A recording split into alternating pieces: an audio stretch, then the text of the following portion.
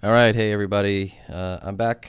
It's just been a couple of minutes. I've been sitting here scratching my head and I can't walk away from this lab with it unsolved. So I have a whiteboard next to me and I wrote down a couple of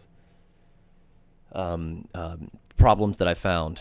One of them was in my verification, I kept using show IP protocols, which will not show me the IPv6 protocols running. So show IP protocols will not show me EIGRP version for IPv6 running. So I made a mistake there.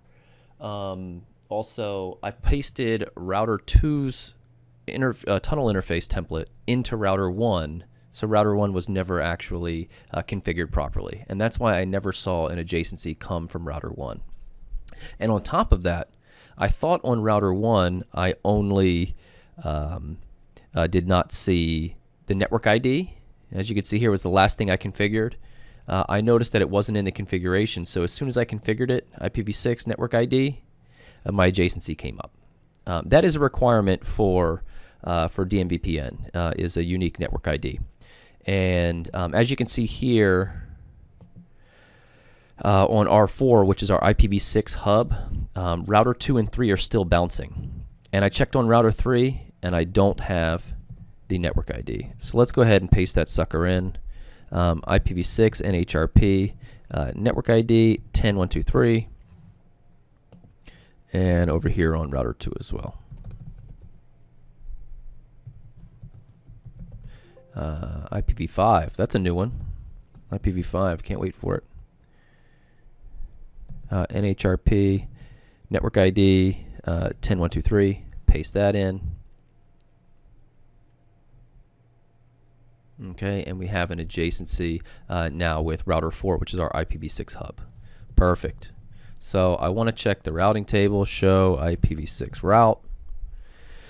And I am learning router 4's unique local loopback via EIGRP over the tunnel. That's fantastic.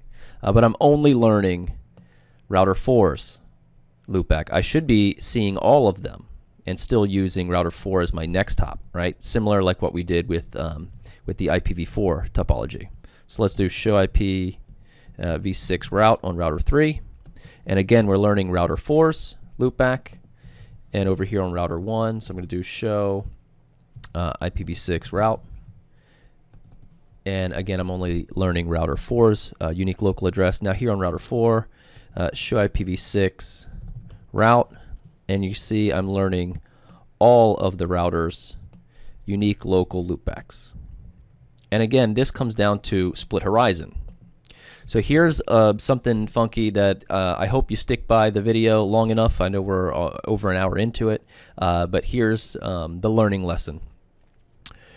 Normally, you disable split horizon by going into the interface, tunnel 1, and doing no IPv6 split horizon, EIGRP, and the autonomous system number. You hit enter, and your adjacencies are supposed to reconverge. But you notice nothing's happening on the terminal screens.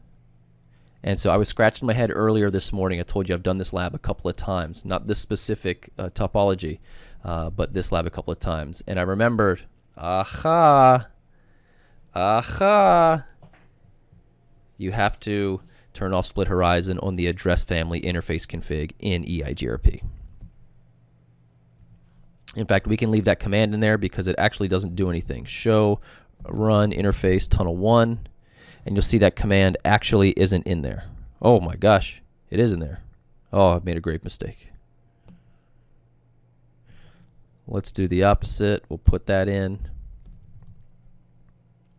And let's go over to our router config for named EIGRP.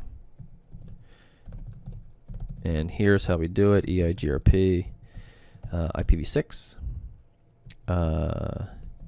address family IPv6 autonomous system 6, and do AF interface, and let's do tunnel 1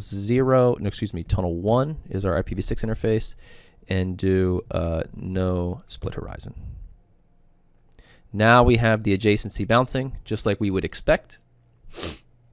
And if we go on routers 1, 2, and 3, we should have all of the respective loopbacks. Show IP v6 route, and here we're learning them all identified by the D here.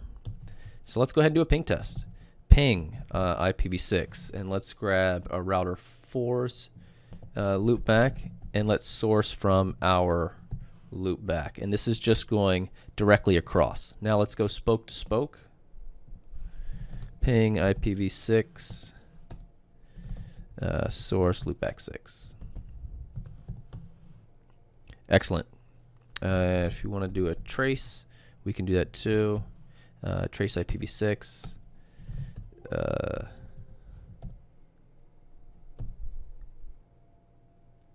Looks like we're going straight across, which means we are not hopping through the hub.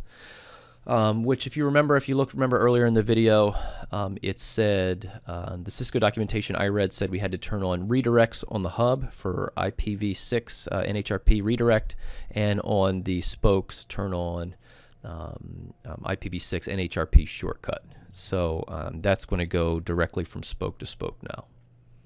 Okay, so we actually have this working. I did not turn on the tunnel protection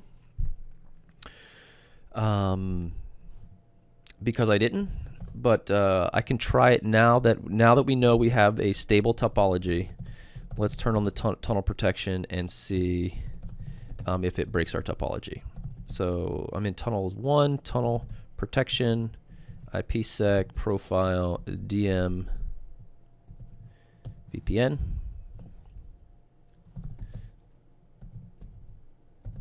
Tunnel protection.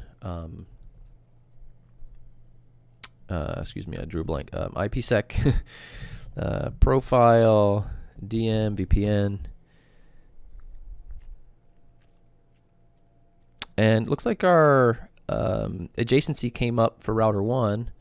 So let's go around the board here. Tunnel protection, IPsec profile, DMVPN, and again here. Tunnel protection, IPsec profile, DMVPN.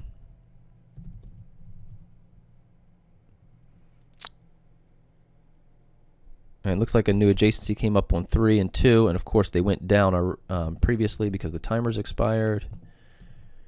I'm going to give it 10 or 15 seconds, make sure it's stable. I don't know why I always type end and give it a bunch of carriage returns. Just a habit, I guess. Everything looks pretty stable, so let's try those pings again.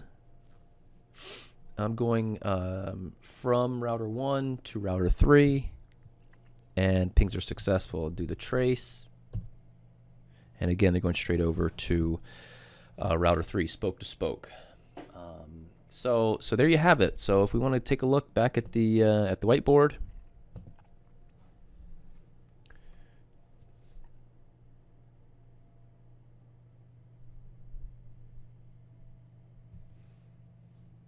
Let me clear this off. What we did was we had router 1, router 2, router 3, and router 4 connected via NBMA. Okay. We did a DMVPN, IPv4, where each one of these guys was a spoke, and router 1 was a hub. So they each came across this way with tunnel protection. That worked out pretty well. And then we flipped the script and we went ahead and made 4 a hub for IPv6.